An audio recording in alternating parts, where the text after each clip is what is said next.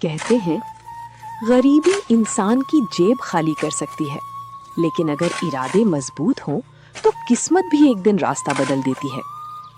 ये कहानी है एक ऐसे इंसान की जिसके पास खोने के लिए सिर्फ एक छोटा सा घर और थोड़ी सी जमीन थी, लेकिन उसके पास एक ऐसी दौलत थी जो बड़े बड़े अमीरों के पास भी नहीं होती, ईमानदारी।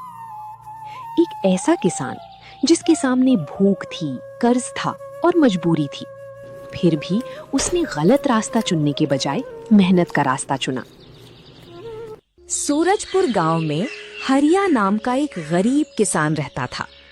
हरिया के पास ज्यादा जमीन नहीं थी, लेकिन उसके हौसले बहुत बड़े थे। सुबह सूरज निकलने से पहले वो खेत में पहुंच जाता और शाम को अंधेरा होने के बाद घर लौटता।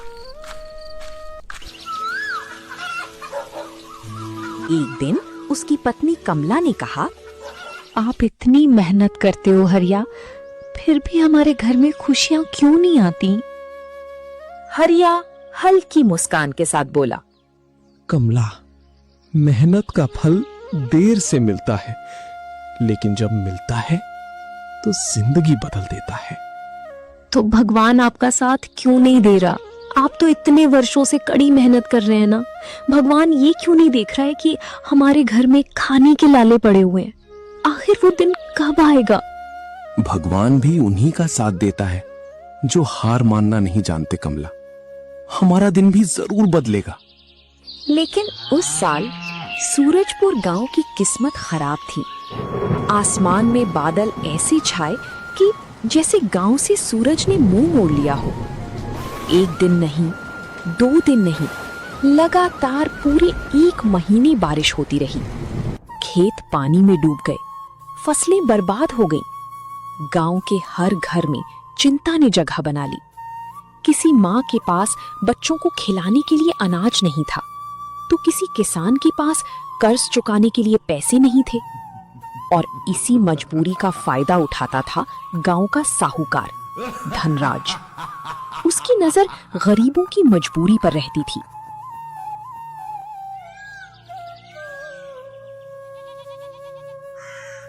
एक दिन वो हरिया के दरवाजे पर आकर जोर से चिल्लाया, हो हरिया, बाहर निकल। कब तक घर में छिपा रहेगा? मेरे पैसे वापस करने का समय आ गया है। इस बार तेरी मेहनत की कहानी सुनने नहीं आया हूं, अपना हिसाब लेने आया हूं। हरिया बाहर आया।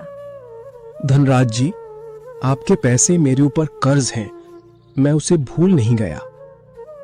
धनराज हंसते हुए बोला, कर्ज याद रखने से नहीं उतरता हरिया, पैसा देना पड़ता है।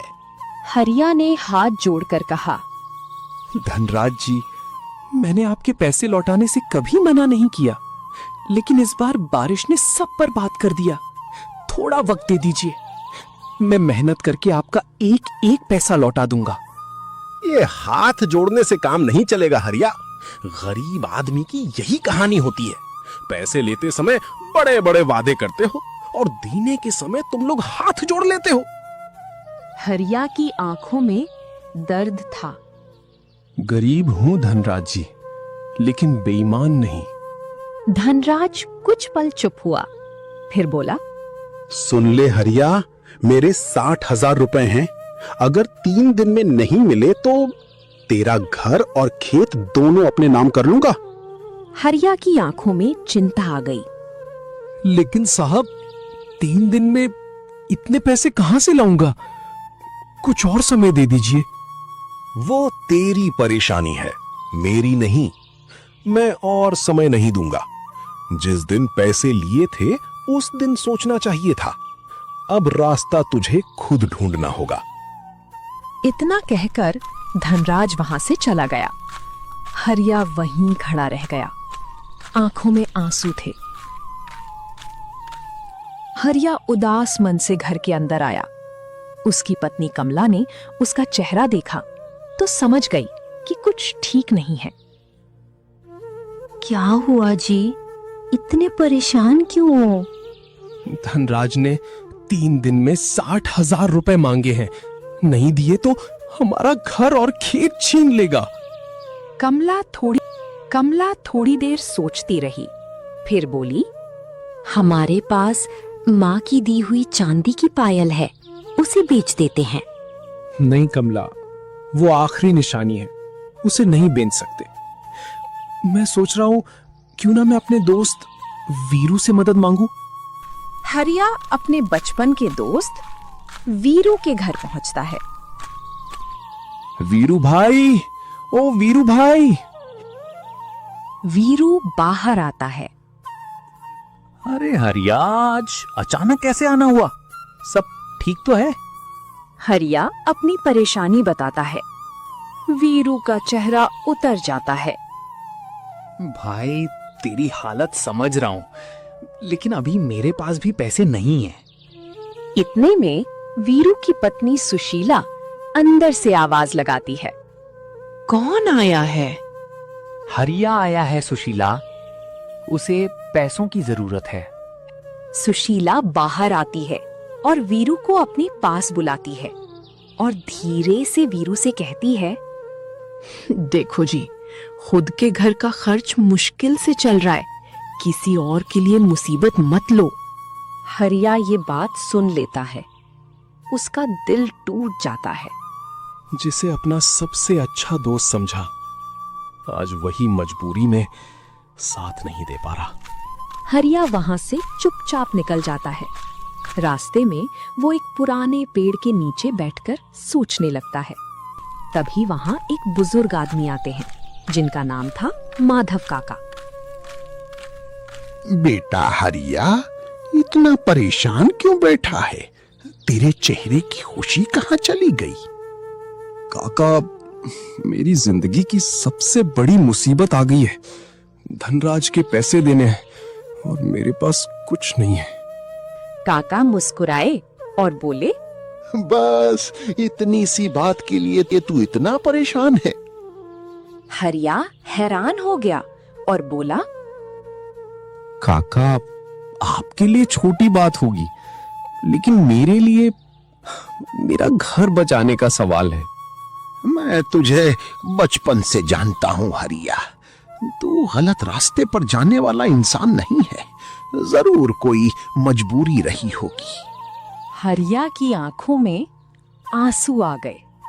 बापू की बीमारी के इलाज के लिए मैंने पैसे लिए थे, उन्हें बचा नहीं पाया और अब कर्ज भी सिर पर है। माधव काका कुछ देर सोचते हैं, फिर कहते हैं, ठीक है बेटा, मैं तेरी मदद करूंगा। हरिया हैरानी से देखता है। सच काका, आप मेरी मदद करेंगे? हाँ, लेकिन एक शर्त है। हरिया डर जाता है और बोलता है, कैसी शर्त माधव काका? काका मुस्कुराते हैं और कहते हैं, मेरे पुराने ढाबे पर काम करना होगा। मुझे तेरे जैसे ईमानदार इंसान की जरूरत है। हरिया खुश हो जाता है और कहता है, काका, मैं जी जान लगा दूंगा, बस आप मेरा घर बचा लीजिए। लेकिन बेटा, इसके लिए तुझे मेरे घर चलना होगा। पैसे घर पर हैं।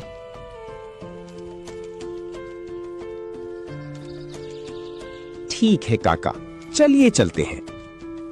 माधव काका उसके बाद हरिया को घर ले आते हैं और बिना किसी दिक्कत के पैसे उसे दे देते हैं। हरिया तुरंत धनराज के घर पहुंचता है। धनराज जी, ये रहे आपके पूरे 60,000। ये देख के धनराज हैरान रह जाता है। इतनी जल्दी पैसे कहां से ले आया? कहीं चोरी तो नहीं की? हरिया गुस्से में बोला, मेहनत करने वाले को पैसे कमाने के लिए चोरी की जरूरत नहीं पड़ती। धनराज चुप हो गया। हरिया वहां से चला गया।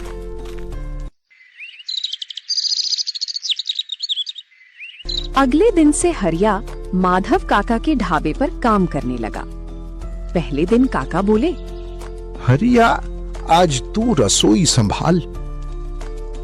हरिया ने मछली करी बनानी शुरू की। कुछ देर बाद मछली करी बनकर तैयार हो गई। एक ग्राहक ने खाकर कहा, वाह, ऐसा स्वाद तो मैंने कभी नहीं खाया। जिसके हाथ में ये स्वाद है वो एक दिन बड़ा आदमी बनेगा। धीरे धीरे पूरे गांव में हरिया के बनाए खाने की चर्चा होने लगी। माधव काका खुश होकर कहते, मैंने सही इंसान पहचाना था। तेरे हाथों में हुनर है बेटा।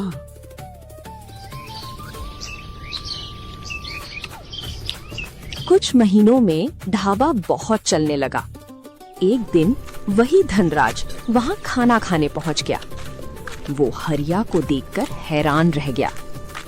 अरे हरिया, तू तो किसान था, ये सब कैसे?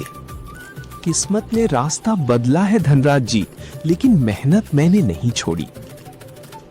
धनराज ने खाना खाया और बोला, मानना पड़ेगा हरिया, तेरे हाथों में कमाल है। हरिया चुप रहा। धीरे धीरे कई महीने बीत गए। हरिया की मेहनत रंग लाने लगी थी। अब माधव काका का छोटा सा ढाबा पूरे सूरजपुर में मशहूर हो चुका था। लोग दूर दूर से हरिया के हाथ का खाना खाने आते थे। एक दिन शाम को ढाबे पर बहुत भीड़ थी। अरे भाई, आज तो इंतजार भी मंजूर है, बस खाना हरिया के हाथ का ही खाना है। सही कहा, स्वाद ऐसा है कि एक बार खाओ तो बार बार आने का मन करे। ये सब देख के माधव काका खड़े होकर मुस्कुरा रहे थे। हरिया बेटा, देख रहा है, मेहनत कभी खाली नहीं जाती। जिस हाथ ने खेतों में पसीना बहाया था, आज वही हाथ लोगों का दिल जीत रहा है। काका, ये सब आपकी वजह से है। अगर उस दिन आपने मेरा हाथ नहीं पकड़ा होता तो शायद मैं आज भी अपनी किस्मत को कोस रहा होता। नहीं बेटा, मैंने सिर्फ तुझे मौका दिया था। कामयाबी तू अपनी मेहनत से बना रहा है।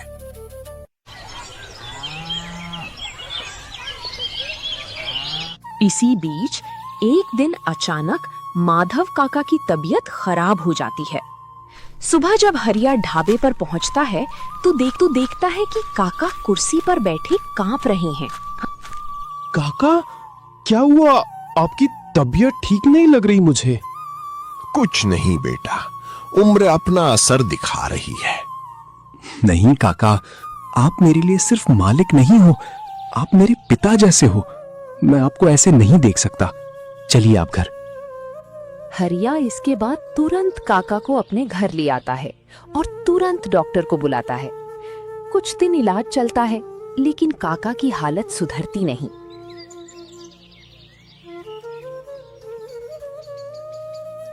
एक रात काका हरिया को अपने पास बुलाते हैं।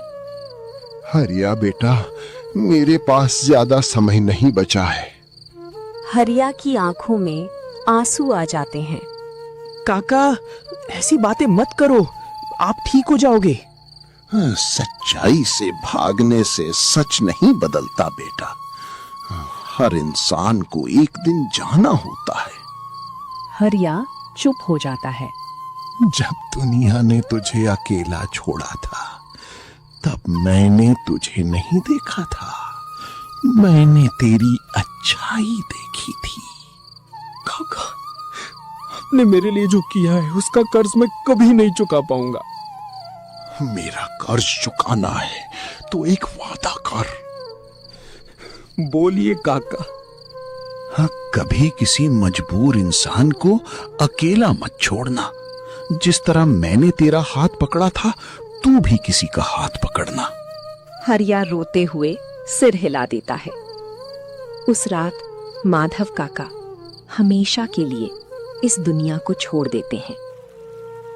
हरिया पूरे रीति रिवाज से एक बेटे की तरह उनका क्रियाकर्म करता है। हरिया की आंखों में आंसू थे।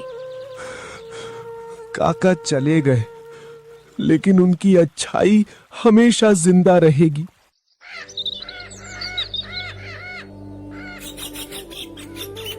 कुछ दिनों बाद हरिया ने ढाबे को संभाल लिया। अब वो सिर्फ एक कर्मचारी नहीं था, बल्कि ढाबे का मालिक था और बड़ा होने लगा। एक दिन वही धनराज वहां आया। वो हरिया को देखकर बोला, वाह हरिया, लगता है मेरी किस्मत खराब थी जो मैंने तुझे सिर्फ गरीब किसान समझा। इंसान की पहचान उसके पैसों से नहीं, उसके कर्मों से होती है धनराज जी। धनराज बिना जवाब दिए वहां से चला गया। कुछ दिन बाद गांव में फिर बारिश शुरू हुई। इस बार बारिश ने फिर किसानों को नुकसान पहुंचाना शुरू कर दिया। लगातार 15 दिनों तक बारिश होती रही। इस बारिश में सबसे ज्यादा परेशानी हरिया के पुराने दोस्त वीरू के घर आई। जिस खेत को वीरू ने किराए पर लिया था, उसकी पूरी फसल बर्बाद हो गई। एक दिन जमींदार उसके घर पहुंचा। वीरू, मेरा 1 लाख रुपया तैयार रखना। लेकिन मालिक, इस बार तो बारिश ने सब खत्म कर दिया, फसल ही नहीं बची। मुझे उससे कोई मतलब नहीं। मैंने जमीन दी थी, अब पैसे चाहिए। मुझे थोड़ा समय दे दीजिए, मैं मेहनत करके चुका दूंगा। जमींदार गुस्से में बोला, 1 हफ्ते के अंदर पैसे नहीं मिले तो तेरा घर और खेत दोनों मेरे होंगे। वीरू परेशान होकर घर आता है। उसकी पत्नी सुशीला चिंता में पूछती है, अब क्या होगा? हम पैसे कैसे चुकाएंगे? मुझे सिर्फ एक इंसान याद आ रहा है सुशीला, वो है मेरा मित्र हरिया। सुशीला चुप हो जाती। जिसे हमने उस दिन खाली हाथ लौटा दिया था, क्या वो हमारी मदद करेगा? वीरू की आंखें झुक जाती हैं। मैंने उस दिन दोस्ती की कीमत नहीं समझी थी, लेकिन हरिया ऐसा नहीं है। वो दिल का साफ इंसान है। दोनों हरिया के ढाबे पर पहुंचते हैं। हरिया उन्हें देखकर खुश हो जाता है। अरे वीरू भाई, इतने दिनों बाद, आओ बैठो, क्या खिलाऊं? वीरू कुछ बोल नहीं पाता। क्या हुआ भाई, परेशान लग रहे हो? वीरू की आंखों में आंसू आ जाते हैं। हरिया, मुझे पैसों की जरूरत है। हरिया तुरंत पूछता है। कितने चाहिए? वीरू हैरान हो जाता है। तूने पूछा भी नहीं, क्यों चाहिए? जिस दिन तू मेरा दोस्त बना था, उसी दिन भरोसा कर लिया था। आज हिसाब किताब क्यों? वीरू रोने लगता है।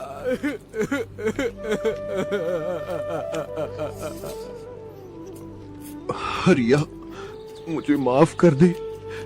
जब तुझे मेरी जरूरत थी, मैं तेरे साथ नहीं खड़ा हुआ। पुरानी बातें याद करके रिश्ते नहीं बचते भाई, रिश्ते तो माफ करके बचते हैं। सुशीला की आंखों से आंसू निकल आते हैं। हरिया भैया, हमने आपको गलत समझा था। हरिया मुस्कुराता है। गलती इंसान से ही होती है भाभी, लेकिन उसे मान लेना ही सबसे बड़ी बात होती है। हरिया वीरू की मदद कर देता है और उस दिन पूरे गांव ने देखा कि जिस इंसान को कभी गरीब समझकर छोड़ दिया गया था, वही आज सबसे बड़ा दिल वाला इंसान बन चुका था। तो दोस्तों, यहीं पर हमारी कहानी अपने अंतिम